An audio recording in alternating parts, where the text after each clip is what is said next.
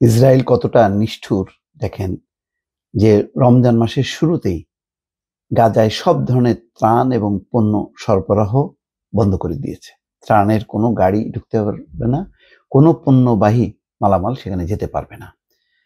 যুদ্ধবিরতির প্রথম ধাপ শেষ হয়েছে ৪২ দিনের, দ্বিতীয় ধাপ শুরু হবে, কিন্তু তার মধ্যেই তারা এই কাজটি করেছে। তাদের মধ্যে কোনো মানবিকতা নেই, এখন এমন কোনো পরিস্থিতি নেই। তারা ইচ্ছা করে গাজাবাসীকে কষ্ট দিচ্ছে। এই ব্যাপারে হামাস তীব্র প্রতিক্রিয়া জানিয়েছে। পণ্য প্রবেশ বন্ধ করে ব্ল্যাকমেইল করছে ইসরায়েল, হামাসের অভিযোগ। পবিত্র রমজান মাসের শুরুতে গাজায় সব ধরনের ত্রাণ ও পণ্যের প্রবেশ স্থগিত করেছে ইসরায়েল। একই সঙ্গে তারা হুমকি দিয়েছে, হামাস যদি ফিলিস্তিনি ভূখণ্ডে অস্থায়ী যুদ্ধবিরতি বাড়ানোর প্রস্তাব গ্রহণ না করে তবে এর পরিণতি ভোগ করতে হবে। এখনো অনেক বন্দী আছে, জিম্মিরা আছে। সেই জিম্মিদের মুক্ত করার জন্য ইসরায়েল এই চাপ দিচ্ছে যে আবারও যুদ্ধবিরতির প্রস্তাব গ্রহণ করে তারা সকল জিম্মিকে পাইতে চায়। এটাই হচ্ছে মূল কারণ।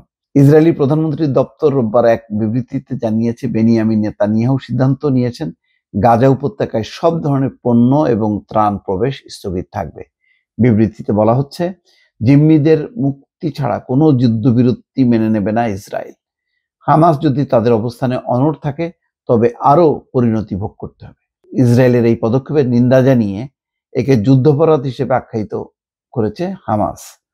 ফিলিস্তিনি প্রতিরোধ গোষ্ঠীটি বলেছে এটি উভয় পক্ষের মধ্যে হওয়া যুদ্ধবিরতি চুক্তির শর্ত লঙ্ঘন, যার প্রথম ৪২ দিন ব্যাপী প্রথম ধাপটি সম্প্রতি শেষ হয়েছে।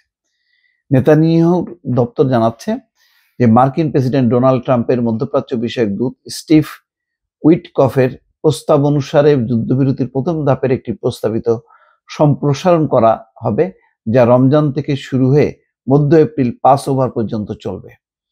ইসরায়েলের বিবৃতি অনুযায়ী এই সম্প্রসারণ কার্যকর হলে প্রথম দিনই গাজায় বন্দী অর্ধেক জিম্মিকে মুক্তি দেওয়া হবে এবং একটি স্থায়ী যুদ্ধবিরতির বিষয়ে সমঝোতায় পৌঁছানো গেলে বাকিদের মুক্তি দেওয়া হবে।